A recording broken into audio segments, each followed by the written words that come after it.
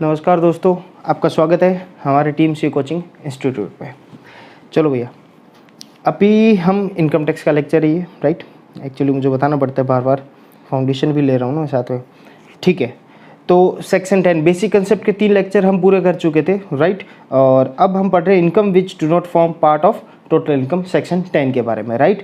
Section 10 के बारे में कई चीज़ों की भ्रांतियाँ होती है, कई चीज़ों की प्रॉब्लम्स होती है कि जैसे कि ये अपने एग्रीकल्चर वाला कि एग्रीकल्चर इनकम क्या होगा, उसमें एग्जेम्पशन तो है सेक्शन 10(1) के अंदर, लेकिन एक बार ऐड होगी उसके बाद कैलकुलेशन होगा और फिर वापस डिडक्शन होगा, फिर वापस एग्जेम्पशन होगा, इस तरीके से। यानी एक बार तो हमेशा सेक्शन 10(1) के अंदर एग्रीकल्चर इनकम तो होगी एग्जेम्प्ट, ये तो कंफर्म है, ये तो हमेशा पक्का है। लेकिन क्योंकि टैक्स कैलकुलेशन के लिए हम उस एग्रीकल्चर इनकम का इन्वॉल्वमेंट लेते हैं, income tax department income tax act के अंदर क्या करते हैं, टैक्स कैलकुलेशन के लिए एग्रीकल्चर इनकम का इन्वॉल्वमेंट करते हैं और फिर क्या करते हैं, टैक्स कैलकुलेशन करते हैं और फिर वापस एग्जेम्प्ट कर देते हैं। कैसे करते हैं उसका फॉर्मूला, उसका तरीका हम पढ़ेंगे, ठीक है। पार्शियल इंटीग्रेशन कहते हैं उसे हम पढ़ेंगे, राइट। उससे पहले मैं आपको मोटा मोटी बता दूं कि बेसिक कंसेप्ट के 3 लेक्चर हैं, आप उन्हें देखिएगा, आपका कंसेप्ट क्लियर हो जाएगा। नंबर 2 रेजिडेंशियल स्टेटस और स्कोप ऑफ टोटल इनकम, मेरा एक लेक्चर है जिसमें मैं बोर्ड पे पढ़ा रहा हूँ, तो आप वो भी देखिएगा, राइट। मेरे नोट्स है वो अवेलेबल हो जाएंगे रेजिडेंशियल और स्कोप ऑफ टोटल इनकम के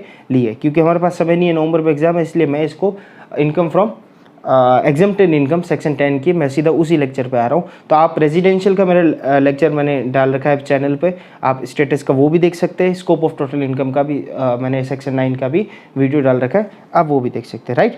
तो हम स्टार्ट करते हैं section 10, income which do not form part of total income, जिन्हें हम दूसरे लैंग्वेज में हम कहते हैं एग्जेम्प्टेड इनकम भी कहते हैं, ठीक है। शुरू करते हैं, ये क्या है, कौन सी सेक्शन है, कौन सी सेक्शन 10 के अंदर आती है, अलग अलग हेड वाइज हेड बताए थे मैंने आपको। बेसिक कंसेप्ट के अंदर 5 हेड है। Number 1 salary head, house property head, profit and gains from business और profession, capital gain and the last one other sources, right.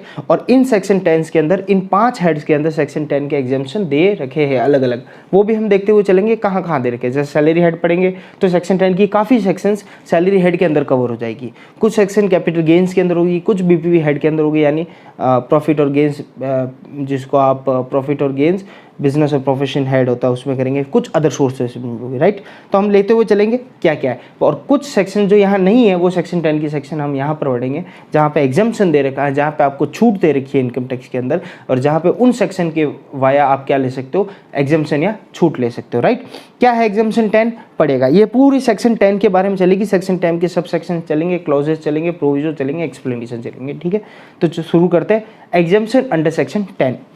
The item of income referred in section 10 are excluded from the total income of NSSE। Simple सी बात है sir, ये section 10 क्या है, मैंने बोला section 10 एक एग्जाम्पशन सेक्शन है। सर ये एग्जाम्पशन सेक्शन होती क्या है, एग्जाम्पशन सेक्शन यानी वो सारी इनकम जो सेक्शन 10 के अंदर आएगी वो आपके टोटल इनकम की कैलकुलेशन से एक्सक्लूड हो जाएगी, अलग हो जाएगी, निकाल दी जाएगी, राइट। है उस टोटल इनकम के अंदर, आपकी टोटल इनकम में टैक्सेबल होती है, लेकिन सेक्शन 10 के अंदर स्पेशली उसके बारे में बोल रखा है, तो वो उस पर क्या हो जाएगी, एक्सक्लूड हो जाएगी। सर एक्सक्लूड होना मतलब, अरे भैया एक्सक्लूड होना मतलब उस पर टैक्स नहीं लगेगा, सीधी सी बात, समझो मेरी बात। These incomes are known as exempted income, इन इनकम्स को बोलेंगे, इनकम तो है लेकिन ये कौन सी है, एग्जेम्प्टेड, जिसमें इनकम टैक्स ने आपको एग्जेम्प्ट कर रखा है, छूट दे रखी है। Such income shall not enter into the computation of taxable income, taxable income जब आप कैलकुलेशन करेंगे उसके अंदर इसको इंक्लूड नहीं किया जाएगा, इंक्लूड नहीं किया है। कौन सी है आगे पढ़ेंगे, ठीक है। अब जैसे कि एग्जाम्पशन है, एग्जाम्पशन अंडर सेक्शन 10 के अंदर, सारी एग्जाम्पशन अंडर सेक्शन 10 के अंदर है, और जो एग्जाम्पशन है वैसे के वैसे एक और चीज़ आती है। सर एक आपने बताया था ग्रॉस टोटल इनकम निकल जाएगी, स्टेप 5 में पढ़ा था, फिर डिडक्शन आएगा, डिडक्शन यानी कुछ चीज़ें और लेस होगी, यानी है तो वो टैक्सेशन लेकिन आपका डिडक्ट हो जाएगा, लेस हो जाएगा, कम हो जाएगी इनकम, और उसके बाद जो बचेगा उसको टोटल इनकम कहते हैं। तो सर वो डिडक्शन और एग्जाम्पशन में क्या फ़र्क है, एग्जाम्पशन का मतलब तो हुआ जो इनकम है आपकी, वो आपकी इनकम है, उसको टैक्सेबल होना चाहिए था, लेकिन हम उसको एग्जेम्प्ट कर रहे हैं, हम उसको अलग से छूट दे रहे हैं, होते हुए भी हम उसको बाहर निकाल रहे हैं। और डिडक्शन का मतलब होता है कुछ ऐसे आपके इन्वेस्टमेंट, कुछ ऐसी आपकी पेमेंट्स जो क्या होगी, जो हम डिडक्ट कर देंगे आपके ग्रॉस टोटल इनकम में। पड़ेगा जरा, डिडक्शन हमेशा चलेगा चैप्टर 6A में, किसमें, चैप्टर 6A में, और एग्जाम्पशन सेक्शन 10 में। These are the certain other incomes, ये कुछ अलग तरीके की इनकम है, अदर इनकम्स है, which are included in the gross total income. एक बार तो ग्रॉस टोटल इनकम के अंदर इंक्लूड होगी, बट आर होली, या तो पूरी की पूरी या पार्टली, या थोड़ी उसमें से आधी या 20%, 25% या हाफ या जो भी, allowed as deduction under chapter 6A in computation of total income. यानी ये भी एक तरीके से छूट ही है। अगर आप इसको इस नज़रिए से देखें तो ये भी देखिएगा, ये भी एक तरह से छूट है। यानी इनकम टैक्स का जब आप ग्रॉस टोटल इनकम कैलकुलेशन करोगे तो एक बार तो ग्रॉस टोटल इनकम के अंदर सारी इनकम आ जाएगी, उसके बाद हम कुछ इनकम उसमें से डिडक्ट कर देंगे, कुछ आपके खर्चे या कुछ आपकी इन्वेस्टमेंट या कुछ आपका पेमेंट्स हम क्या कर लेंगे कि भैया इसमें से ये लेस कर लो और जो बचेगा वो टोटल इनकम उसके ऊपर टैक्स लगा दो। तो सर एग्जाम्पशन अंडर सेक्शन 10 का मतलब, एग्जाम्पशन अंडर सेक्शन 10 का मतलब ये हुआ कि भैया वो इनकम है वो इंक्लूड ही नहीं करनी है, चाहे ग्रॉस टोटल इनकम में ही इंक्लूड नहीं करनी है तो टोटल इनकम में तो इंक्लूड ऐसे भी नहीं होगी। यानी जो जीटीआई आप कैलकुलेट करोगे ग्रॉस टोटल इनकम, उसके अंदर इंक्लूड ही नहीं करनी है, लेकिन डिडक्शन एक बार तो इंक्लूड हो जाएगी वो इनकम, बाद में जाके आपको डिडक्शन मिल जाएगा, राइट। जैसे जैसे पढ़ेंगे चीज़ें आगे आपको समझ आएगा। प्रैक्टिकल अप्रोच लेके वो चलेंगे, प्रैक्टिकल क्वेश्चन लेके चलेंगे। बेसिक कंसेप्ट हुआ है अभी, रेजिडेंशियल स्टेटस आपने वहाँ पढ़ा है, मेरे उस लेक्चर में आप पढ़ोगे, और स्कोप ऑफ टोटल इनकम पढ़ोगे, ठीक है। रेजिडेंशियल के क्वेश्चंस भी मैं करवाऊंगा और सेक्शन 10 के भी। एक बार सेक्शन 10 ये हो जाए हमारी, उसके बाद मैं क्वेश्चंस कराऊंगा, यहाँ तक के जो क्वेश्चन है हर एक चीज़ के एक एक क्वेश्चन लेकर आऊँगा और उसको प्रैक्टिकल अप्रोच से अपन सॉल्व करेंगे। और उसके बाद हम स्टार्ट करेंगे हेड में सैलरी हेड पहले स्टार्ट करेंगे, उसके बाद हाउस प्रॉपर्टी, देन प्रॉफिट और gains from business and profession. बिल्कुल एग्जाम से पहले मेरी कोशिश यही है एग्जाम से पहले आपके कोर्स को मैं पूरा करवा दूं, right. Exemptions which are discussed under the relevant chapter. अच्छा, जो मैंने पहली बात बोली थी कि कुछ एग्जाम्पशन अलग अलग चैप्टर्स में अलग अलग हेड्स के अंदर है। जैसे फॉर एग्जांपल सैलरी हेड के अंदर यूनिट 4 में जब हम सैलरी पढ़ेंगे, राइट, इसके जस्ट बाद वाली यूनिट 4 में जब हम सैलरी हेड पढ़ेंगे, उस सैलरी हेड के अंदर क्या क्या एग्जाम्पशंस है जो एग्जाम सेक्शन 10 के अंदर दे रखे हैं, जो हम यहाँ नहीं पढ़ रहे, सैलरी पढ़ेंगे उस समय पढ़ेंगे। तो उसमें क्या क्या है, जैसे लीव ट्रैवल कंसेशन है, allowance payable outside India by the government to the citizen of India, वो पढ़ेंगे, ग्रेच्युटी पढ़ेंगे, पेंशन पढ़ेंगे, लीव एनकेशमेंट पढ़ेंगे, ठीक है। और ये क्या हुआ, एक मिनट है ना, हाँ, लीव एनकेशमेंट पढ़ेंगे, रिट्रेचमेंट कंपेंसेशन भी पढ़ेंगे, ठीक है, ये सब उधर पढ़ेंगे। और भी है वॉलंटरी रिटायरमेंट रिसिप्ट है, बहुत सारे। सबसे ज़्यादा सेक्शन 10 के जो सब सेक्शंस है और जो एग्जाम्पशंस है वो सैलरी हेड के अंदर है। हम पूरी लेते हुए चलेंगे, आई गारंटीड सैलरी हेड पूरा होगा, आपको किसी चीज़ का रटने की आवश्यकता नहीं होगी, सारी चीज़ आपको याद होगी। प्रोविडेंट फंड पेमेंट है, income tax paid by the employ for non monetary perquisite है, ठीक है। ये सिर्फ नाम ले रहा हूँ, अभी आप लोड मत लेना, इन चीज़ों को एक एक करके अपन पढ़ेंगे। सुपर एन्यूएशन फंड है, एचआरए है, स्पेशल अलाउंसेज है, और भी बहुत सारे अलाउंसेज है जो सेक्शन 10 के अंदर दे रखे हैं। और सैलरी हेड के अंदर सैलरी की इनकम कैलकुलेशन करते समय वो इनकम होगी एज ए सैलरी इनकम, लेकिन सेक्शन 10 के अंदर उसको एग्जेम्प्ट कर रखा है। कुछ होली पूरी कर रखी है, कुछ पार्टली कर रखी है, हम देखते हुए चलेंगे क्या क्या है, ठीक है। तो कुछ सेक्शन 10 की किस में चली गई, किस में चली गई सर, सैलरी हेड में चली गई। कुछ उसकी कैपिटल गेन में चली जाएगी। कैपिटल गेन यानी जब हम यूनिट 7 पढ़ेंगे, कैपिटल गेन हेड पढ़ेंगे, तब ट्रांसफर ऑफ यूनिट है यूनिट स्कीम के अंदर, तब हमें एग्जाम्पशन मिलेगा सेक्शन 10 का। बाई बैक ऑफ शेयर करोगे तब मिलेगा डोमेस्टिक कंपनी का। कैपिटल गेन कंपल्सरी एक्विजिशन करोगे तब मिलेगा। और income from received in reverse mortgage के टाइम, तब भी सेक्शन 10 का एग्जाम्पशन कैपिटल गेन का मिलेगा। तब की तब पढ़ेंगे, तब उसके साथ लेके चलेंगे, तो सारी सेक्शन पा लेके चलेंगे। इनकम फ्रॉम अदर सोर्सेज के अंदर भी है क्या, इंटरेस्ट इनकम है, family pension of armed force की फैमिली पेंशन है तो वहाँ एग्जाम्पशन दे रखा है। डिविडेंड दे रखा है 115 वो सेक्शन के अंदर जो डिविडेंड इनकम है वहाँ पे एग्जाम्पशन दे रखा है। सारी चीज़ें वो लेते हुए चलेंगे, ठीक है। कुछ क्लबिंग ऑफ इनकम के अंदर है। क्लबिंग ऑफ इनकम के अंदर क्या क्या है, exemption in respect of minors income, जो माइनर की इनकम है जो पेरेंट्स के हाथ में टैक्सेबल हो जाती है, उसमें कुछ एग्जाम्पशन दे रखे हैं, वो वहाँ पे पढ़ेंगे, ठीक है। और डिडक्शन, इवन डिडक्शन के अंदर भी दे रखा है। डिडक्शन में जैसे रिसिप्ट ऑफ LIC का पेमेंट रिसिप्ट हुआ एक साथ तो वो एग्जाम्प्ट होगा सेक्शन के अंदर, वो हम चीज़ पढ़ेंगे। और payment from NPS account, NPS trust account से पेमेंट रिसीव हुआ तो होगा, ठीक है। सारी चीज़ें पढ़ेंगे, लोड लेने की आवश्यकता नहीं है। अभी ये सारी चीज़ें तो उस हेड के अंदर आएगी। अभी क्या है हमारे सामने जो हेड के अंदर नहीं है और अलग से हमें पढ़ना है, वो हम पढ़ते हैं। सबसे पहली शुरुआत ही हम ये करते हैं, देखो इसका नाम ही है, इसका नाम ही क्या, हेडिंग क्या लिखी हुई है, income not included in total income. Income not included in total income, include नहीं होगी, उसको एग्जेम्प्टेड इनकम बोलते हैं। सेक्शन 10 के अंदर है। और पहली सेक्शन हम स्टार्ट कर रहे हैं section 10(1). Section 10(1) agriculture income. Mostly agriculture income को छोड़ दिया जाता है, पढ़ाया नहीं जाता, सीधी सी बात है, एग्जाम्प्ट है, आपको देखने की आवश्यकता नहीं। लेकिन हम इसको लेते हुए चलेंगे, एक छोटी सी लेक्चर बनाएंगे इसके ऊपर ही और इसी के ऊपर लेते हुए चलेंगे, ताकि हम एग्रीकल्चर इनकम के बारे में कोई भी किसी भी प्रकार का सवाल आए, चाहे किसी भी कम्पिटिटिव एग्जाम में, कॉलेज में, यूनिवर्सिटीज़ में, कहीं पर भी आए, तो हम इसको कवर कर सकते हैं, ठीक है, right. It provides that agriculture income is not to be included in the total income. पहली बात, एग्रीकल्चर इनकम कभी टोटल इनकम के अंदर नहीं आएगी, ये बात तो गांठ बांध के अपनी जेब में डाल दो। Total exemption of agriculture income, agriculture income का पूरा एग्जाम्पशन, छोटा मोटा आधा ये वो कुछ नहीं, फलाना रिंगड़ा कुछ नहीं, पूरा एग्जाम्पशन मिलेगा एग्रीकल्चर इनकम का। ये पावर कहाँ दे रखी है, from the scope of income tax, income tax से ही हटा दिया गया है पूरा, ये दे रखा है इज अंडर कॉन्स्टिट्यूशन, हमारे कॉन्स्टिट्यूशन के अंदर ही बोल रखा है कि एग्रीकल्चर इनकम कभी इनकम टैक्स के अंदर नहीं आएगा। The central government has no power to levy a tax on agriculture income, central government के पास पावर ही नहीं छोड़ा है कि आप, कॉन्स्टिट्यूशन ने कह दिया कि सेंट्रल गवर्नमेंट कभी एग्रीकल्चर के ऊपर टैक्स, इनकम टैक्स नहीं ले सकती या कोई भी टैक्स लागू नहीं कर सकती। समझो मेरी बात, ये कॉन्स्टिट्यूशन ने पावर दे रखा है, राइट है। यानी पहली बात तो होगी सर एग्रीकल्चर इनकम पर कभी भी इनकम टैक्स नहीं लगता, ये हम रट ले, ये हम समझ ले, ये हम गांठ बांध के अपनी जेब में डाल दे, बिल्कुल ये कर लो आप। चलो एग्रीकल्चर इनकम होती क्या, उसकी डेफिनेशन पढ़ते हैं। डेफिनेशन क्या है, सेक्शन 2(1)(a) में देखो डेफिनेशन की सारी, सेक्शन 2 के सब सेक्शन में देख रही, याद रखने की आवश्यकता नहीं, लेकिन फिर भी देख लो। सेक्शन 2 के 1 क्लॉज नंबर 1(a) के अंदर दे रखी है, एग्रीकल्चर इनकम में arise in any one of the following 3 step, 3 step में होगी, वहाँ एग्रीकल्चर इनकम हो जाएगी। नंबर 1 क्या, इट मे बी रेंट और revenue derived from the land situated in India and use for the agriculture purpose, यानी India के अंदर अगर कोई भी प्रकार की लैंड सिचुएटेड है, उससे रेंट की इनकम आ रही है, किसी प्रकार की रेवेन्यू इनकम आ रही है, तो वो एग्रीकल्चर इनकम हो जाएगी। नंबर 1।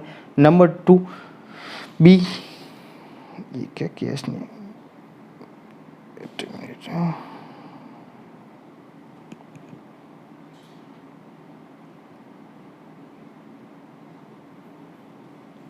एक मिनट रुकना है भैया।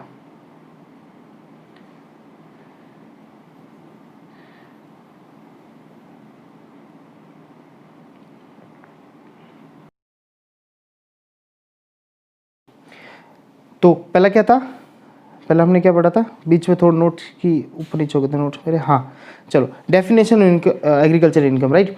तो एग्रीकल्चर इनकम में arise in any one of the following 3 ways. Number 1 rent या रेवेन्यू, किसी भी लैंड से जो सिचुएटेड इन इंडिया हो, उसे एग्रीकल्चर पर्पज से आप काम कर रहे हो, उससे रेंट आ रही है, रेवेन्यू आ रहा है, किसी तरह की इनकम आ रही है, तो वो एग्रीकल्चर मानी जाएगी। नंबर 1।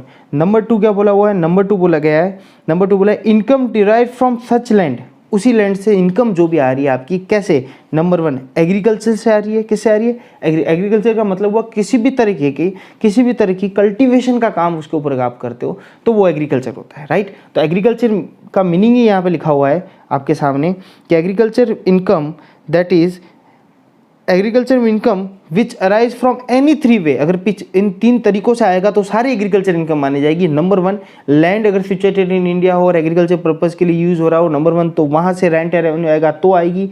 नंबर 2 क्या है हमारे सामने, नंबर 2 ये है कि income derive from such land, उसी लैंड से, पहली बात उस लैंड से रेंट और रेवेन्यू आ गया तो बात खत्म। अब इनकम और रेवेन्यू के नाम से, रेवेन्यू नाम से आएगा अगर आपने एग्रीकल्चर पे खेती बाड़ी की है, फिर कोई आपके पास रेवेन्यू आई है उस लैंड से तो आएगा। Number 2 process ordinary employ to render the product fit to the taken to the market, यानी उसके ऊपर अगर जैसे फॉर एग्जांपल आपने खेती कहीं और की है, लेकिन उस जमीन से क्या हो रहा है, जो प्रोडक्ट निकला है उसको आप मार्केट में बेचने लायक बना रहे हो, यानी पैकिंग वैकिंग कर रहे हो, समझो मेरी बात, उसको साफ कर रहे हो, उसको कैरेट में पैक कर रहे हो, है ना, ये सारा प्रोसेस है, तो भी वो एग्रीकल्चर इनकम के अंदर आएगा। तीसरी बात sale of such agriculture produce in the market, वही एग्रीकल्चर प्रोड्यूस आप मार्केट में बेच रहे हो, ये सारे प्रोसेस होंगे तो वो एग्रीकल्चर इनकम के अंदर आएगा, एग्रीकल्चर इनकम के अंदर आएगा। यानी पावर नंबर 1 उस एग्रीकल्चर इनकम से आपको रेंट या रेवेन्यू रिसीव हो रही हो तो आएगा, और उसके अलावा कुछ हो रही हो तो आएगा। ये थोड़ी सी गड़बड़ होगी इसमें, देखिएगा ज़रा, आपको स्क्रीन पे सही नहीं दिख रहा होगा, अब देखिएगा। नंबर 1 तो हमने पढ़ लिया क्या, रेंट और revenue divide from the land situated in India use for the agriculture purpose, ये आ गया। नंबर 2 इनकम हो गई, income derive from such land by way of agriculture, या उस प्रोडक्ट को क्या कर रहे हो, fit to the produce fit to be taken to the market, and market में ले जाने के लिए कैरेट वैरेट में पैक किया, धोया हुआ आपने उसको सेलेबल कंडीशन में बनाने के लिए। और तीसरी बात क्या हुई, sale of such agriculture produce in the market, उसी प्रोडक्ट को मार्केट के अंदर बेच रहे हो, तो ये सारी इनकम्स क्या मानी जाएगी, एग्रीकल्चर इनकम मानी जाएगी सेक्शन 10 के अकॉर्डिंग। और इन इनकम पे होने वाली इनकम आपके टोटल इनकम में इंक्लूड होगी कि नहीं सर, सेक्शन 10(1) के अंदर ये सारी इनकम इंक्लूड नहीं होगी, ये सारी इनकम इंक्लूड नहीं होगी। इसके साथ ही कुछ ऐसी इनकम है जहाँ बिजनेस इनकम और एग्रीकल्चर इनकम इंक्लूड है, वो हम उसके बाद लेंगे, अभी सिर्फ एग्रीकल्चर इनकम के ऊपर फोकस करते हैं, राइट। फिर और ये तो 2 बातें हुई, एक तो हुई लैंड से रेंट और रेवेन्यू आएगी, ठीक है, तो होगा। दूसरी बात, उसे एग्रीकल्चर प्रोड्यूस आपने काम किया, आपने उसको फिट ऐसा बनाया कि मार्केट में वो सेलेबल हो जाए और मार्केट में जाके बेचा तो होगा। और तीसरी होगी, अगर किसी भी प्रकार की आपकी इनकम हो, किसी भी प्रकार की आपकी इनकम हो, income from farm building. Farm building यानी जितने भी आपके फार्म हाउसेज है, फार्म हाउस से होने वाली इनकम, वो भी एग्रीकल्चर इनकम मानी जाएगी, वो भी इनकम मानी जाएगी। सर ये फार्म हाउस से होने वाली इनकम कैसे मानेंगे? The income from such farm building would be agriculture income only if the following condition satisfy. उस फार्म बिल्डिंग से जो भी इनकम होगी वो एग्रीकल्चर इनकम मानी जाएगी अगर ये फॉलोइंग कंडीशन सेटिस्फाई होगी। नंबर 1 कंडीशन क्या बोलता है? सब एकदम कॉमन सी बात है, इसमें सिर्फ कंडीशन ऐसे दे रखी है तो आपको घबराना नहीं है कि सर ये ऐसा ऐसा होगा। नॉर्मल सी बात है यार, आपकी अगर खेती की ज़मीन है तो खेती की ज़मीन से अगर आपका रेंटल इनकम आ रहा है तो वो भी एग्रीकल्चर इनकम मानी जाएगी। या आप खुद खेती कर रहे हो, उस खेती करने के बाद खाली प्रोडक्ट को लेके सीधे तो आप मंडी में बेचोगे नहीं, उसको पहले साफ सफाई करोगे, उसको सेलेबल कंडीशन में बनाओगे, फिर जाके मंडी में बेचोगे, राइट? तो वो भी एग्रीकल्चर इनकम है। और क्या बात बोल रहा है, ये तो बोल रहा है नॉर्मल बात हो। तीसरी बोलते हैं अगर आप एग्रीकल्चर खुद भी नहीं करते, आपका रेंट भी नहीं आ रहा और फार्म बिल्डिंग है, कोई आपकी फार्म हाउस बना हुआ है, उस फार्म हाउस से आपकी इनकम हो रही है तो भी वो एग्रीकल्चर इनकम मानेगी। लेकिन कुछ शर्तें हैं कि फार्म हाउस, पहली बात फार्म हाउस शहर में नहीं होना चाहिए, नंबर 1 सी बात। नंबर 2 क्या बोलता है? इमीडिएट विसिनिटी ऑफ लैंड नहीं होनी चाहिए। क्या है? The building should be on or on in the immediate vicinity of the land. यानी कहने का मतलब सीधी खाली लैंड है ये आपकी, ये लैंड है खाली लैंड, यानी खाली एक ज़मीन पड़ी है, उससे कोई इनकम आ रही है या उसको आप फार्म हाउस कहोगे तो नहीं माना जाएगा। उसके ऊपर किसी प्रकार की कोई बिल्डिंग होनी चाहिए। The building should be on or in the immediate vicinity of the land, यानी उस लैंड के जस्ट ऊपर या उसके जस्ट पास में कहीं आपकी एक छोटी सी बिल्डिंग होनी चाहिए जिस बिल्डिंग से आपका रेंट इनकम आए। फार्म हाउस पर तो और क्या कैसी इनकम आएगी? सर खाली ज़मीन पड़ी है, खाली ज़मीन के कोई रेंट दे देगा तो पहले पॉइंट में कवर हो गया। सर खाली ज़मीन पे कोई सब्जी वब्जी हो गई या कोई ऐसी सीजनल क्रॉप्स हो गई तो वो सेकंड पॉइंट में आ गया। अब खाली ज़मीन है और एक आपने घर बना रखा है, एक छोटा सा कोई स्टोर रूम टाइप है या 1-2 किचन ऐसा बाथरूम है, रूम है, ठीक है? तो ये किस लिए होता है? ये फार्म हाउस लेता है जब इस तरीके के फार्म हाउस है, उससे भी इनकम आती है। उससे इनकम ये आती है कि किसी तरीके की वहाँ पे प्रोसेसिंग हो, किसी तरीके की वहाँ पे एक्टिविटी हो, कोई और आपसे करके वो एक्टिविटी कर सकता है उस फार्म हाउस से। तो उस फार्म बिल्डिंग से भी जो पैसा आएगा वो भी आपका क्या माना जाएगा? एग्रीकल्चर इनकम माना जाएगा। पहली शर्त क्या है? उस पर कोई बिल्डिंग होनी चाहिए, किसी प्रकार कुछ बना हुआ होना चाहिए। दूसरी बात क्या है? दूसरी बात अपन नोट से करते हैं। एक पेज मेरा नोट्स में थोड़ा मिस हो गया था, इस वजह से सारी परेशानी आई। जो चौथा पेज है मैंने वो थोड़ा हो गया मिस, अब मुझे मिल नहीं रहा था, तो ठीक है 5वां पेज, ठीक है, मैं वो कर दूंगा उसको सेट। चलो दूसरी बात, पहली बात समझ आ गई है क्या कि उस पर क्या होनी चाहिए? किसी प्रकार की कोई बिल्डिंग होनी चाहिए। दूसरी बात पढ़ते हैं अपन क्या? The receiver of the rent, वो बिल्डिंग होनी चाहिए, उस बिल्डिंग के ऊपर रिसीवर रेंट आएगा। By reason of his connection with such land require it as dwelling house और स्टोर हाउस, यानी वो जो रेंट रिसीव होगा वो रेंट रिसीव किस वजह से होना चाहिए? उस हाउस है, उस हाउस का उपयोग होना चाहिए, या तो ड्यूलिंग हाउस या किसी प्रकार का स्टोर हाउस के रूप में ही। मैंने कहा बिल्डिंग होनी जरूरी है, आवश्यकता पहली कंडीशन। तो दूसरी कंडीशन है उस बिल्डिंग का यूज़ होना जरूरी है। उस बिल्डिंग का जो आपको रेंट दे रहा है उस फार्म हाउस का, उस फार्म हाउस को रेंट दे रहा है तो वो रेंट किस लिए होना चाहिए? वो रेंट होना चाहिए वो या तो उस बिल्डिंग का स्टोर रूम एज यूज़ करे, या duelling house in the sense यानी आपके जो भी वो प्रोसेस कर रहा है, जो आपसे रेंटल इनकम ले रहा है जिस तरीके से कर रहा है, तो उसके प्रोसेस में वो यूज़ आना चाहिए हाउस। तो उसको बोलते हैं या तो रहने के लिए काम आ सकता है या स्टोर के लिए काम आ सकता है, ठीक है। इन एडिशन, इसके साथ साथ any one of the following 2 condition should be satisfied also to be satisfied, यानी इसके साथ साथ इन दोनों में से कोई एक कंडीशन सेटिस्फाई होनी चाहिए। आप सिंपल बात समझे, दोनों ये कंडीशंस बार बार डाल के कन्फ्यूजन हो जाता है कि सर इतनी कंडीशन याद रखे, फिर उसमें इतनी याद रखे, फिर इसमें याद रखे। सिंपल सी बात आपको मैं ये बता दूं, लोकल लैंग्वेज में एक बात बता दूं आपको मैं, एग्रीकल्चर से इनकम होने वाली सारी इनकम क्या होगी? एग्जाम्प्ट होगी। पहली बात सर ये बात हम समझ गए। दूसरी बात ये है कि एग्रीकल्चर इनकम होती क्या है, उसकी डेफिनेशन दे रखी है। यानी अगर आपकी कोई लैंड है, एग्रीकल्चर लैंड इंडिया के अंदर सिचुएटेड है और उस पर एग्रीकल्चर पर्पज से कोई काम हो रहा है, उससे आपको रेंट इनकम हो रही है, किसी भी तरह की रेवेन्यू इनकम हो रही है, तो वो भी एग्रीकल्चर इनकम मानी जाएगी। और एग्रीकल्चर इनकम मानते वो क्या हो जाएगी? एग्जाम्प्ट हो जाएगी सेक्शन 10(1) के अंदर। दूसरी बात कि उसी ज़मीन पर, वो ज़मीन या तो आप रेंट वेंट कर रहे हो तो हो जाएगी, या दूसरी बात वो ज़मीन आप खुद एग्रीकल्चर प्रोड्यूस के लिए यूज़ कर रहे हो, खुद एग्रीकल्चर खुद कुछ उगा रहे हो, फिर उसको सेलेबल कंडीशन में बना रहे हो, मार्केट में बेच कर रहे हो, तो सारी इनकम ये भी आपकी एग्रीकल्चर इनकम मानी चाहिए।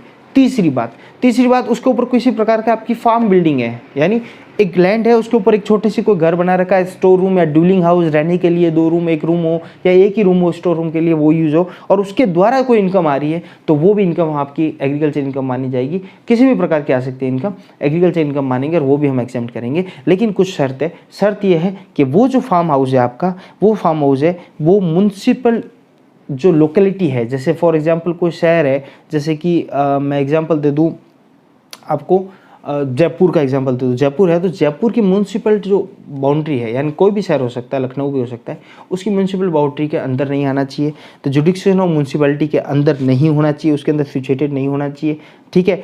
और दूसरी सबसे मेन कंडीशन, या तो ये बात है, दूसरी कंडीशन है कि म्यूनसिपैलिटी जो आपका एरिया है, लोकल लैंग्वेज में बता रहा हूँ मैं, जो एरिया है उसके दायरा फिक्स कर दिया इन्होंने कि अगर उसकी पॉपुलेशन, जिस शहर की पॉपुलेशन बात कर रहे हैं, उसकी पॉपुलेशन 10,000 से 1 लाख तक है, कितनी 10,000 से 1 लाख तक पॉपुलेशन है, तो उसके 2 किलोमीटर तक दायरा कितना कर दिया, लेस देन 2 किलोमीटर दायरा। 2 किलोमीटर कहने का मतलब, यानी उस पर्टिकुलर पॉपुलेशन की रेंज एरिया की, उस एरिया रेंज से the aerial distance from local limit of a municipality, यानी म्यूनसिपैलिटी की लोकल लिमिट, यानी फॉर एग्जांपल ये एरिया है, इसकी ये 2 किलोमीटर की लिमिट है, यहाँ से 2 किलोमीटर के बाहर के जितने भी होंगे वो सारे फार्म हाउस माने जाएंगे, वो सारे फार्म हाउस माने जाएंगे।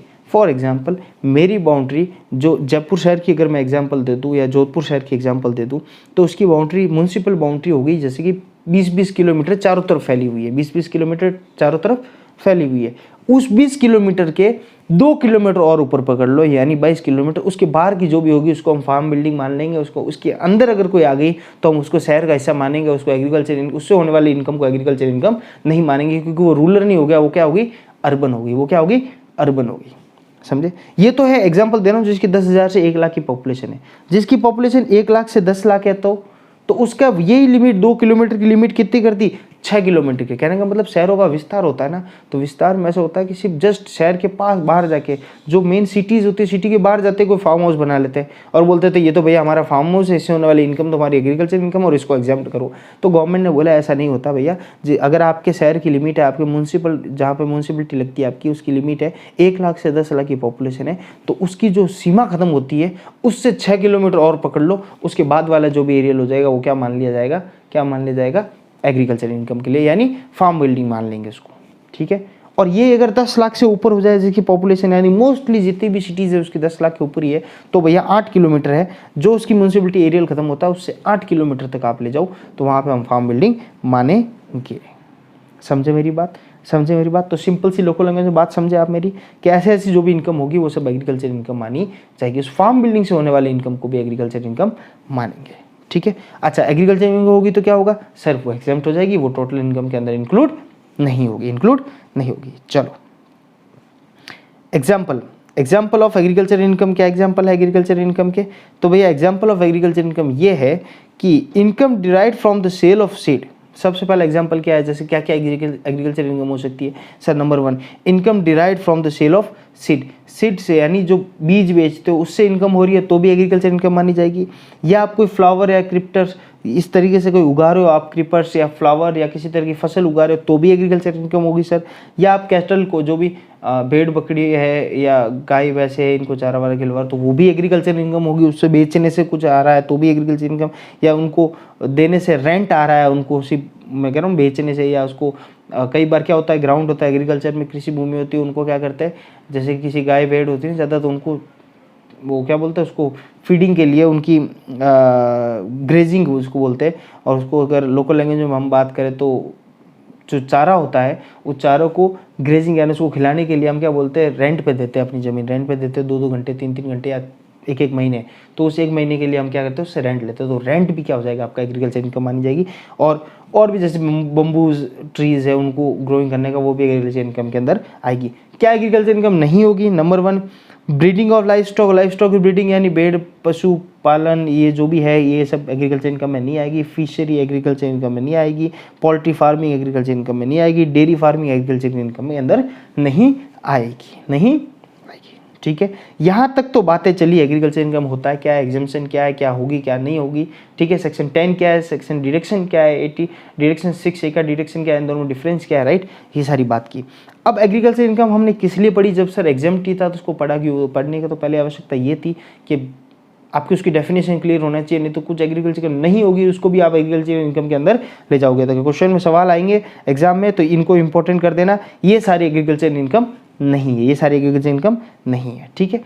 अब मेन मुद्दा ये है कि एग्रीकल्चर इनकम का यूज़ क्या इनकम टैक्स में। इनकम टैक्स में यूज़ ये है, कॉन्स्टिट्यूशन ने पावर दे दिया कि आप उसको टैक्सेबल नहीं कर सकते, लेकिन इनकम टैक्स ने एक नया तरीका निकाला, उसने बोला एग्रीकल्चर इनकम आपकी है, वो है तो एग्जेम्प्ट, हम उसको इंक्लूड नहीं करेंगे, लेकिन टैक्स कैलकुलेशन करते समय हम उसको वापस ऐड करेंगे, टैक्स कैलकुलेशन करेंगे और वापस लेस कर देंगे आपका।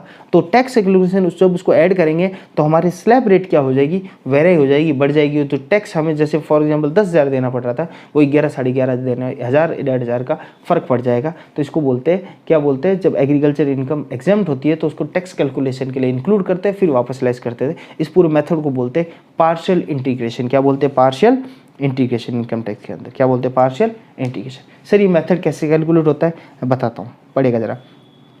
Agriculture income is exempt under section 10(1).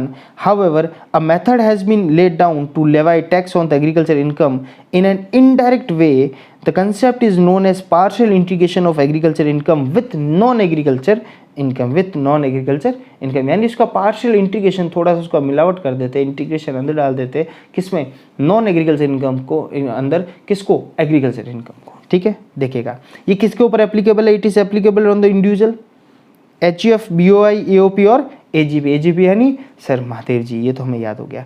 To condition which need to be satisfy for the partial integration. Partial integration तभी होगा जब दो कंडीशन सेटिस्फाई हो जाएगी। नंबर 1, पहली बात, जो एग्रीकल्चर इनकम है वो 5,000 से ऊपर होनी चाहिए, कम से कम कितनी, 5,000 से ऊपर होनी चाहिए पर एनम, ठीक है। खाली इससे बात नहीं चलेगी। एंड उसके साथ साथ दूसरी बात क्या है, दूसरी है कि आपकी जो इनकम है, दूसरी जो नॉन एग्रीकल्चर इनकम है, वो लिमिट जो आपकी जैसे 2.5 लाख है, 3 लाख है, 5 लाख जो लिमिट थी, उस लिमिट से क्रॉस होनी चाहिए। यानी आपकी इनकम लिमिट के ऊपर है, यानी आप टैक्सेबल तो हो। टैक्स कैलकुलेशन में यूज कब लेंगे, जब आप टैक्सेबल होंगे, ठीक है। और दूसरी बात, आपकी एग्रीकल्चर इनकम 5,000 से ऊपर होनी चाहिए। The non agriculture income should exceed the maximum amount not chargeable to tax. Maximum amount not chargeable to tax यानी 2.5 लाख, 3 लाख और 5 लाख। जो लिमिट हमने पढ़ी थी 2.5 लाख, 3 लाख, 5 लाख, उस लिमिट से ऊपर आपकी इनकम होनी चाहिए। और जो एग्रीकल्चर इनकम है वो 5,000 से ऊपर होनी चाहिए, तभी ये फॉर्मूला लगेगा, तभी लगेगा, नहीं तो आपको ऊपर आपके अंदर इंक्लूड नहीं होगा, ठीक है। It may be noted that the aggregation provident do not apply to the company, ये कंपनी पे नहीं लगेगा, LLP, firm, cooperative society and local authority, इनके ऊपर ये सारी सेक्शंस, ये पार्शियल इंटीग्रेशन नहीं लगेगा, पार्शियल इंटीग्रेशन नहीं लगेगा, ठीक है। मेथड पढ़ते हैं। मेथड क्या है, पहला स्टेप क्या है, पहला स्टेप है कि ऐड नॉन एग्रीकल्चर, ये मैं बताऊंगा प्रैक्टिकल एस्पेक्ट से, अब इसे पढ़ लेते हैं। Add non agriculture income with agriculture income, ठीक है, इन दोनों को ऐड कर दो, फिर आपका टैक्स कैलकुलेशन कर दो। नंबर 2 बोलता है जो non agriculture net agriculture income आपकी जो थी, नेट एग्रीकल्चर इनकम थी, उसमें आप क्या कर दो, तो मैक्सिमम एग्जेम्पशन लिमिट, जो एग्जेम्पशन लिमिट है जैसे 2.5 लाख है, 3 लाख है, 5 लाख है, उनको ऐड कर दो, फिर वापस टैक्स कैलकुलेशन कर दो। और इन दोनों टैक्स कैलकुलेशन को क्या कर दो, स्टेप 1 और स्टेप 2 को लेस कर दो, स्टेप 1 स्टेप 2 को लेस कर दो। और जो बचेगा, जो आएगा, उसको हम टैक्स कह देंगे, और उसके ऊपर क्या कर दो, सरचार्ज लगा दो, अगर कोई है सरचार्ज आपके तो, और रिबेट विबेट है तो वो लगा दो, और ये 4% का एजुकेशन सेस और ये ऐड कर दो। सर ये हमें समझ में नहीं आया, आपने बता तो दिया, लेकिन हम इसको तो प्रैक्टिकल क्वेश्चन के साथ इसको समझते हैं और फटाफट इसको सॉल्व करते हैं। इसे देर का है, ठीक है ना, ये देखो नॉन एग्रीकल्चर इनकम है ना, ये पार्शियल के। चलो इलिस्ट्रेशन हमारे सामने third, mister x a resident, कौन है रेजिडेंट, रेजिडेंट है तो लगेगा, रेजिडेंट कौन, इंडिविजुअल, HUF, AOP, BOI और AGF, इनके ऊपर ही लगेगा, company, LLP, firm, cooperative society और लोकल अथॉरिटी पे नहीं लगेगा। एक्स है, रेजिडेंट है, उसने क्या किया, ये फलाना इनकम है, उसकी प्रीवियस ईयर 1920 यानी असेसमेंट ईयर क्या हो गया सर, असेसमेंट हो गया 2021 हो गया। चलो इनकम फ्रॉम सैलरी कितनी है, 2,80,000, इनकम फ्रॉम हाउस प्रॉपर्टी कितनी है, 2.5 लाख, दोनों मिलाकर कितनी हो रही है सर, दोनों मिलाकर हो रही है 2, 2, 4 और ये हो गई 5,30,000 रुपये, यानी 2.5 लाख से ऊपर है, ये कितना है 2.5 लाख से ऊपर है, यानी एक कंडीशन तो फॉलो होगी पार्शियल इंटीग्रेशन की, ठीक है। Agriculture income land in Jaipur, Jaipur में लैंड है, उससे एग्रीकल्चर इनकम कितनी आई, 4,80,000 आई। अच्छा, उस एग्रीकल्चर इनकम को कमाने के लिए खर्चा किया जो, वो खर्चा कितना हुआ 1,70,000। मैंने बताया था रेवेन्यू हमेशा, इनकम हमेशा कैसी रहेगी, नेट ही आएगी, ग्रॉस नहीं आएगी, कुछ एक केस में ग्रॉस आएगी, वो पढ़ा दूंगा मैं, लेकिन हमेशा नेट ही आएगी। तो नेट मतलब उस इनकम को कमाने के लिए जो खर्चे वो लेस कर दो, बचा जो इनकम होगी नेट इनकम देखी जाएगी। तो यहाँ पे नेट इनकम कितनी हुई, 4,80,000 में से 1,70,000 निकाल लो, तो सर ये कुछ हुई 3,10,000 हुई, यानी ये 5,000 से ऊपर है, यानी एग्रीकल्चर इनकम 5,000 से ऊपर है पर एनम, और नॉन एग्रीकल्चर इनकम 2.5 लाख जो बेसिक लिमिट है उससे ऊपर है, यानी पार्शियल इंटीग्रेशन यहाँ पे लगेगा ही लगेगा, और ये इंडिविजुअल है तो यानी लगेगा ही लगेगा। चलो कंप्यूट टैक्स लायबिलिटी निकालो। अगर उसकी एज 45 साल है और 70 साल है, दो कंडीशन थी। पहला हम मान के चलते 45 साल, 45 और 70 में क्या फ़र्क हो जाएगा सर? 45 में होगा तो उसकी लिमिट 2.5 लाख होगी, और अगर 70 साल का होगा यानी आपने बोला था 60 और 80 के बीच में, तो उसकी लिमिट सर 3 लाख हो जाएगी, उसकी लिमिट 3 लाख होगी। देखते हैं, चलो कंप्यूट करते हैं, यानी इसकी इनकम टैक्स कंप्यूट कर लेते हैं। तो इनकम फ्रॉम सैलरी 2,80,000 दे रखी है, income from house property compute करके देखिए 2,50,000। अच्छा, इनकम फ्रॉम एग्रीकल्चर इनकम कितनी है कि 3,10,000, क्या ये टैक्सेबल होगी? नहीं सर, ये टैक्सेबल नहीं होगी, ये एग्जाम्प्ट कर देंगे हम, लेस कर देंगे, एग्जाम्प्ट अंडर सेक्शन 10(1) 3,10,000 यानी टैक्सेबल नहीं होगी। यानी अभी ग्रॉस टोटल इनकम कितनी आ गई कि सर 5,30,000। पर सर आपने तो कहा था एक बार ऐड करेंगे फिर लेस करेंगे, मैंने कहा था ऐड कभी भी नहीं होगी, कभी भी ऐड नहीं होगी, सिर्फ टैक्स कैलकुलेशन में हम ऐड करेंगे, ग्रॉस टोटल इनकम या नेट टोटल इनकम के अंदर ऐड नहीं होगी। ठीक है, तो हमने ऐड नहीं की, उसको लेस कर दिया वापस, सिर्फ बताने के लिए, कॉलम में बताने के लिए हमें प्रेजेंटेशन देना पड़ता है, उसके बाद वापस एग्जामिनेशन 10(1) के अंदर लिखना पड़ता है, तब हमें पता चले आपको, भाई एग्जामिनर को ये पता चलने आपको सेक्शन याद है। तो 10(1) में एग्जामिनेशन दे दी, सेक्शन में 3,10,000 तो 5 लाख। अच्छा सर, इसकी इनकम अगर 1 करोड़ होगी एग्रीकल्चर इनकम, तो 1 करोड़ की 1 करोड़ क्या है? एग्जाम्प्ट है, कितनी भी इनकम हो उसकी कोई लिमिट नहीं है, वो एग्जाम्प्ट रहेगी हमेशा 10(1) के अंदर। ठीक है, तो सर ग्रॉस टोटल इनकम कितनी आएगी? 25,000, कोई डिडक्शन है नहीं, तो ये क्या आ गई? नेट टोटल इनकम कितनी आ गई, मतलब टोटल इनकम कितनी आ गई? 5,30,000। अब देखते हैं अपना पार्शियल इंटीग्रेशन अब स्टार्ट होता है। ठीक है, पहला स्टेप क्या था? पहला स्टेप बोलता है एग्रीकल्चर इनकम और नॉन एग्रीकल्चर इनकम दोनों को ऐड करो, इन दोनों को ऐड करो और फिर टैक्स कैलकुलेशन करो। एक बार ये मानो कि एग्रीकल्चर इनकम की छूट है ही नहीं, तो हम वैसा कर लेते हैं, 5,30,000 तो है ही है, एक बार 3,10,000 और ऐड कर लेते हो, तो एक्चुअल में उसकी इनकम कितनी हो रही थी? 8,40,000। 8,40,000 के ऊपर टैक्स कैलकुलेशन करें तो पहले 2.5 लाख तक तो कुछ नहीं है, दूसरे 2.5 लाख तक कितना है? दूसरे 2.5 लाख तक सर 5% है, अपने पढ़ाया था ना, पहले 2.5 लाख तक तो कुछ नहीं है, दूसरे 2.5 लाख यानी 2.5 से 5 के बीच की जो रेंज है ना, ये 2.5 से लेकर 5 लाख की, इस पे कितना था सर? इस पे 5% था। और अबाउ 5 से लेकर 10 की लिमिट पे कितना था सर? इस पे 20% था। तो चलो पहले 2.5 लाख है तो 8,40,000 है, यानी पहले 2.5 लाख लेस कर दो, कुछ नहीं है, दूसरे 2.5 लाख अभी भी 8 लाख जाए, दूसरे 2.5 लाख कितना हो गया? 5% यानी 12,500, 12,500 होता है ना, 5 में 10 में 5, हाँ 12,500। और 5 लाख से ऊपर 5 से 10 के बीच में 20% यानी कितना आ रहा है? माइनस इसमें 5 लाख करना, तो आया 3,40,000। 3,40,000 का 20% करो, 3,40,000 का 20% करो, ये देखो प्लस, तो कुल मिला के टैक्स आएगा 80,500 रुपये। कितना आएगा? 80,500 रुपये। अगर हम एग्जाम्पशन नहीं माने एग्रीकल्चर की तो 80,500 रुपये का टैक्स बनता है। ठीक है, स्टेप 2, ये तो स्टेप 1 था। स्टेप 2 बोलता है कि जो एग्रीकल्चर इनकम है उसके साथ ऐड करो जो आपकी maximum income not chargeable to tax है, यानी जो आपकी लिमिट है उसको ऐड करो। तो हमने वो कर दिया। एग्रीकल्चर इनकम कितनी है कि 3,10,000, और मैक्सिमम लिमिट कितनी है जहाँ पे टैक्स नहीं लगेगा, इसकी लिमिट कितनी थी? क्योंकि 45 साल का इसकी लिमिट होगी 2.5 लाख रुपए। दोनों को ऐड किया तो कितना हुआ? 5,60,000। अब अपनी वापस ये लगाओ, वापस ये वाला फॉर्मूला लगाओ, स्लैब लगाओ। पहले 2.5 लाख तक तो कुछ नहीं है, तो भैया पहले 2.5 लाख तक कुछ नहीं है। दूसरे 2.5 लाख से 5 लाख के बीच में कितना है? 5%, तो ये है 5,60 है, यानी 5 लाख तक तो जा ही रहा है, तो 12,500 तो ये हो ही जाएगा। 12,500 ये 5% ऑफ 2.5 लाख, प्लस ऊपर कितना जा रहा है कि सर 5,60 है, 5 लाख तक तो हो गया कैलकुलेशन, यानी 60,000 ऊपर जा रहा है, तो 60,000 का 20% इस वाले स्लैब में जा रहा है। 24,500 कितना होगा टैक्स? 24,500। इसको वापस टैक्स कैलकुलेशन आप करना है, नहीं हो दिक्कत हो तो मुझे पूछना, आप वापस, मैं वापस करवाऊंगा इसको। ठीक है ना, आपको एक बार समझ में आ जाए, नहीं आए तो मुझे पूछना, आप जरूर कमेंट में लिखिएगा।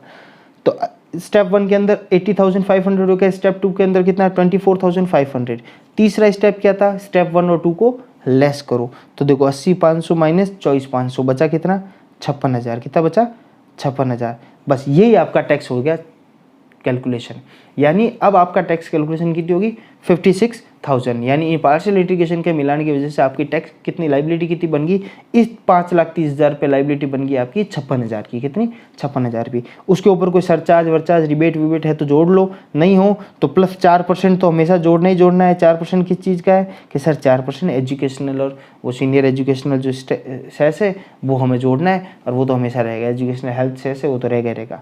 तो इस कारण आपका टोटल टैक्स बन गया 58,240। 58,240। अच्छा, एक मजे की बात बताऊँ आपको मैं, क्योंकि एग्रीकल्चर इनकम को इंक्लूड किया, टैक्स हमारा बढ़ गया। अगर इंक्लूड नहीं करते और नॉर्मल तरीके से रखे, पार्शियल इंटीग्रेशन नहीं लगाते, तो हमारा टैक्स कैलकुलेशन कितना हो गया, तो हमारी इनकम कितनी है 5,30,000। पहले 2.5 लाख तक तो कुछ नहीं है, बचा कितना कि सर बचा कितना, दूसरा 2.5 लाख बचा, क्योंकि 5,30,000 है ना, 30,000 ऊपर है। दूसरा ये ऐसे देखो, ऐसे करना है इसको, 5,30,000 को 3 टुकड़ों में बांट दिया, 2.5, पहले 2.5 तक कुछ नहीं, दूसरे 2.5 तक 5%, और तीसरा ऊपर, तीसरा कितना 30,000 ही ऊपर है, इस पे 20%। तो इसका 20%, इसका 5% होता है 12,500, और इसका 20% होता है सर 6,000। तो कितना हुआ, आपका पैसा होता है 18,500। यानी आपका टैक्स अगर नॉर्मल ऐसा बनता तो 18,500 बनता, लेकिन क्योंकि सही है ना, 18,500 बनता ना, और कितना बनता 10%, 3,000, हाँ 18,500 बनता, क्योंकि आपका एग्रीकल्चर इनकम थी जिसको माफ़ कर दिया गया, उसकी वजह से पार्शियल इंटीग्रेशन से आपका टैक्स कैलकुलेशन बढ़ गया। आपको 56,000 पे करने पड़ेंगे, जो कि भाई पे कितने पर करने पड़ते हैं, 18,500 ही करना पड़ता है। हालांकि एग्जाम्पशन हमने दे दिया, एग्रीकल्चर इनकम की एग्जाम्पशन दे दी, लेकिन टैक्स कैलकुलेशन में, इसके कैलकुलेशन में इसको ऐड करेंगे और इस तरीके से स्टेप वाइज सॉल्व करेंगे। अच्छा, ये इनकम इसकी अगर 75 साल का उम्र हो जाती है, इसको तो 75 ईयर हो जाते हैं, यानी 70 साल से ऊपर है, यानी 60 साल से ऊपर है, 70 साल एज बोला, कितना बोला 70, यानी 60 से ऊपर है, 60 से ऊपर होती है तो ये लिमिट कितनी हो जाती है 3। तो जहाँ जहाँ आपने 250 लिया है ना, ये देखो इसमें 3 लाख में से 2.5 लाख, वहाँ 3 लाख कर दो। जैसे वो पहला कैलकुलेशन में तो कोई फ़र्क नहीं आना है, क्या आना है, बिल्कुल आना है सर, क्योंकि पहला कैलकुलेशन, पहला स्टेप में क्या लिखा था, agriculture income plus non agriculture income. तो एग्रीकल्चर इनकम कितनी थी कि भैया 5,30 था प्लस 3 8,20, 8,20। कैलकुलेशन फ़र्क ये आना है कि पहले वहाँ क्या था, 2.5 लाख तक जीरो था, यहाँ पे 3 लाख तक नील है, तो बचा हुआ कितना, बचा हुआ 2 लाख, उसके ऊपर 5%, फिर 3,40,000, उसके ऊपर 20%, 78,000 आ गया। दूसरा स्टेप क्या था, दूसरा स्टेप था sir agriculture income plus maximum amount जहाँ पे टैक्स नहीं लगेगा, वो कितना है यहाँ पर, पिछली बार कितना था 45 वाले में 2.5 लाख, यहाँ पे कितना हो जाएगा 3 लाख। तो ये आ गया 32,000, ये कितना आ गया 32,000। इन दोनों में से लेस किया तो 46,000 आ गया, 46,000 में 4% ऐड किया तो 47,840 आ गया। इसको बोलते हैं पार्शियल इंटीग्रेशन। कोई दिक्कत, कोई परेशानी है तो पूछने का ज़रूर मुझे, ठीक है। अभी हमारे वीडियो इतना से करते हैं, यहीं पे रोकते हैं, उसके बाद हम सेक्शन 10 के जो दूसरी सारी सेक्शन से बोलेंगे। एग्रीकल्चर इनकम और पार्शियल इंटीग्रेशन यहाँ पे पूरा हो चुका है, और दूसरी सेक्शन से amount receive by the member from the income of HUF, उसके बाद हम इसको लेते हुए चलेंगे। Thank you so much, have a nice day.